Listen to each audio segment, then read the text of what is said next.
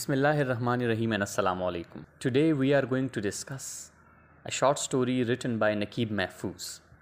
The title of this short story is The Answer is No. Now this story is narrated by an unnamed narrator.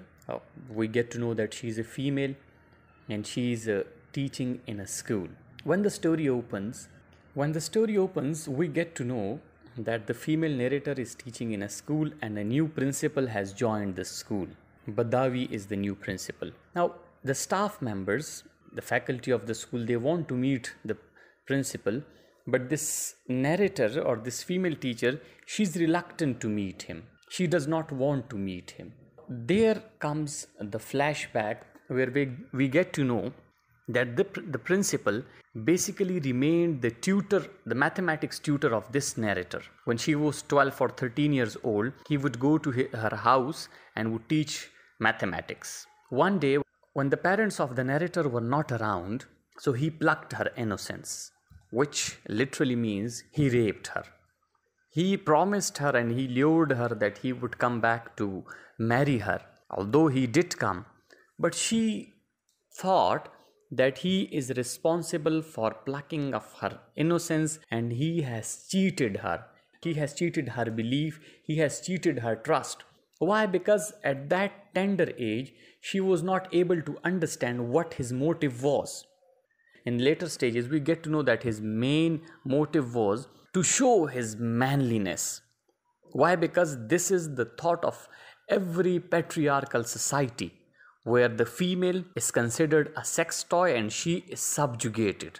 Then when he comes for the proposal, she refuses. This is the short crux of this very short story. Now coming towards the analysis part, the first thing that is very important in this short story is the title of this short story is very important. It is because this title tells everything about the short story. The title is very suggestive in nature.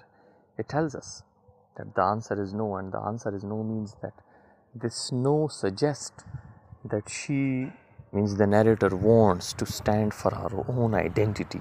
That is why she refuses the proposal, and this no is basically the start of the wave of feminism.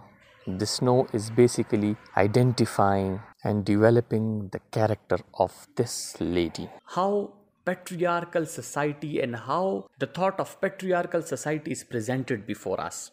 In this short story, we are told that in every patriarchal society, it is a common belief whenever a female is being raped, she is left with no other option but to marry the person who has married her or to live a life which is always cursed and destroyed.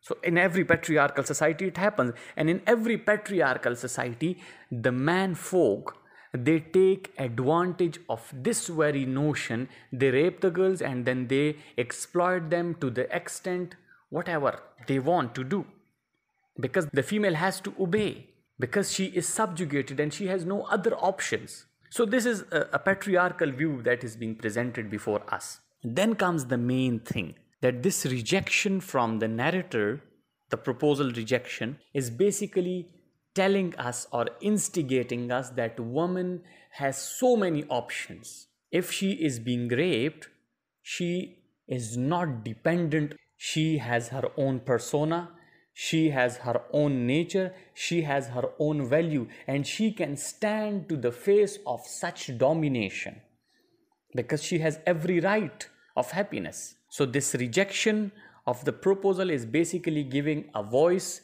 to the subjugated folk, giving a voice to the already depressed folk of the society, and giving a voice to the people, and to give them a thought that they have their own identity, they can stand to such domination and exploitation. Why? Because they are not less than man. So there we see the waves of feminism, the first wave or the seeds of feminism or the roots of feminism being germinated slowly and gradually. The thought of a woman standing in front of a brutal man, standing in front of him, is basically giving us a motivation and giving all other female motivation that they have their own identity and they have to stand against such brutality. Why? Because whatever like in patriarchal society or in such society, when men think that raping a woman, if she is being raped, afterwards this would become her weakness. But this narrator tells us that this is not the weakness. This is basically a strength to give you the essence of your identity, and it is going to make you realize that you are someone who needs to stand, otherwise you would be crippled down. So this is a journey from weakness to strength, and this is a journey which tells you that a woman folk is not dependent at all. They are an independent being. They are independent beings, and they have their own identity, and they can stand for their own rights, and they can raise the voice. So these are some of the elements which are there in this story. Although there is the relation of a class difference as well, Marxist view, like where domination and subjugation is a part and parcel of the society, and same happens over here. This also tells us that in the colonial societies, like still in this post-colonial era, the mindset of the people is the same. She is considered double colonized, one by the thought of the colonizers and the other by this domination by the men of the society. So this is a very thought